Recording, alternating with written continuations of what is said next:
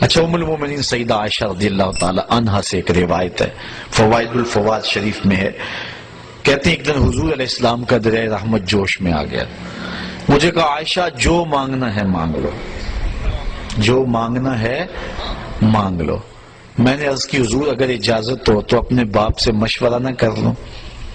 دریائے رحمت جوش میں ہے اور کہا جو مانگنا ہے مانگ لو، موقع بڑا اہم ہاتھ میں آیا ہے، تو اگر آپ اجازت دیں تو اپنے والد حضرت ابو بکر صدیق سے مشورہ نہ کر لوں؟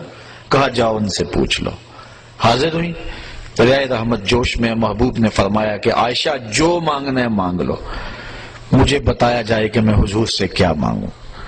فرمایا عائشہ حضور سے عرض کرنا کہ معراج کی قربت خاص میں اللہ نے آپ سے کوئی راز کی باتیں کی تھی، تو ان باتوں میں سے کوئی ایک بات بتا دیں۔ مانگا بھی تو علم مانگا اور کہا عائشہ سنو، میرے سے وعدہ کرو جو حضور بتائیں مجھے بھی آ کے بتانا۔ کہا ٹھیک۔ حاضر ہوئی، حضور نے فرمایا عائشہ مشورہ ہو گیا؟ جی حضور ہو گیا۔ کہا بتاؤ پھر کیا مانگتی ہو؟ کہا حضور معراج کی قربت خاص میں جب آپ گئے تھے تو اللہ نے آپ سے کوئی کلام فرمایا تھا؟ کہا جی۔ تو حضرت عائشہ رضی اللہ تعالیٰ نے عرض کی حضور پھر ان باتوں میں سے ایک بات مجھے بتا دیں۔ حضور مسکرا پڑے، اس بات پہ بھی مسکرائے ہوں گے کہ میرے یار غار کا انتخاب کیسا ہے، اور اس بات پہ بھی مسکرائے ہوں گے کہ اگر راز کی بات بتا دوں پھر راز راز تو نہ رہا، لیکن خود ہی پہلے وعدہ کیا تھا جو مانگو گے دوں گا۔ تو حضرت عائشہ نے عرض کی حضور مجھے ان باتوں میں سے ایک بات بتا دیں۔ تو حضور فرمایا عائشہ سنو پھر، جب میں قربت خاص میں پہنچا میرے رب نے مجھ سے جو خاص باتیں کی ان میں سے ایک بات یہ کہ اے محبوب آپ کی امت میں سے اگر کوئی شخص کسی شخص کا ٹوٹا ہوا دل جوڑ دے گا میرے اوپر لازم میں بغیر حساب کے جنت عطا کروں گا۔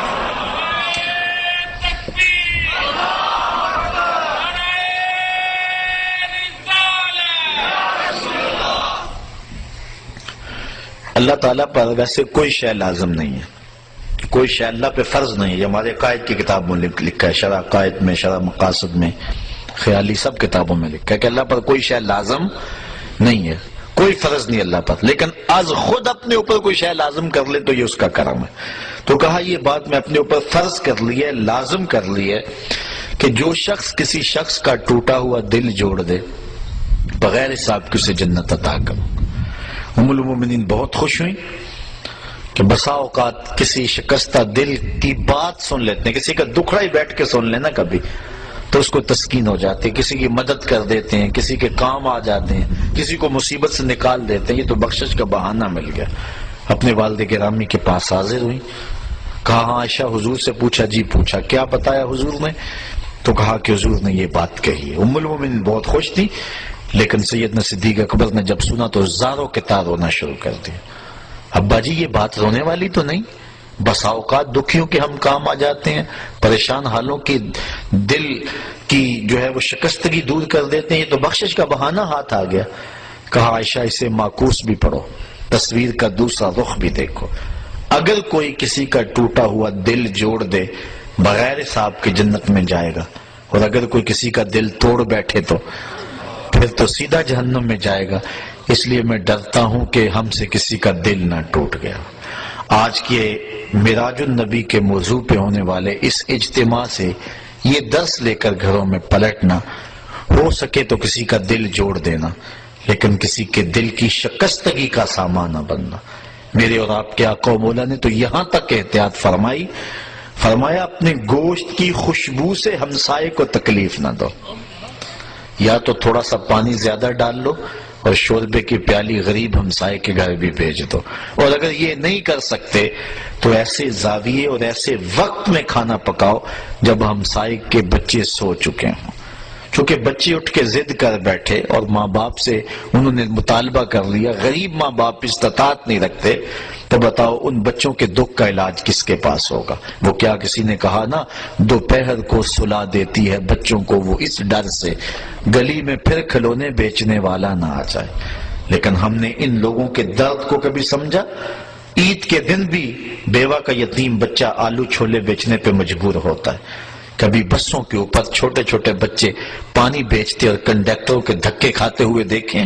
یہ بچوں کے سکول جانے کا زمانہ ہے، لیکن ہمارا معاشرہ بے درد ہو چکا ہے۔ تو ہمیں کسی کا دل نہ توڑنا، کسی کے دل کی شکستگی کا سامان نہ بنا۔ جوڑ سکتے ہو تو کسی کا دل جوڑ دینا، کسی کی شکستگی کو دور کر سکتے ہو تو یہ ایک بہت بڑی نیکی ہے، اور یہ بندے کو کہاں کی کہاں پہنچا دیتی ہے۔ میرے اور آپ کے آقا و مولا کی مجلس لگی ہوئی تھی، ایک شخص سے کونے سے اٹھا، عرض کی حضور میرا بچہ گم ہے اور مل نہیں رہا، دعا کریں مل جائے۔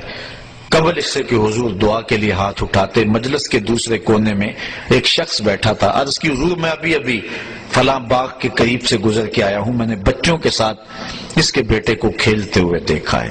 باپ نے سنا تو دوڑ لگا دی، آقا فرمائے سے بلاؤ، بلایا گیا۔ بہت جلدی ہے میاں؟ جی حضور آپ جانتے ہیں باپ کے جذبات کیا ہوتے ہیں، بچے کی ماں الگ تڑپ رہی ہے، ممتا کی ماری ہوئی ماں کو بھی قرار دینا چاہتا ہوں، اور بچے کو دیکھ کے خود بھی آنکھوں کی تسکین کا سامان کرنا چاہتا ہوں۔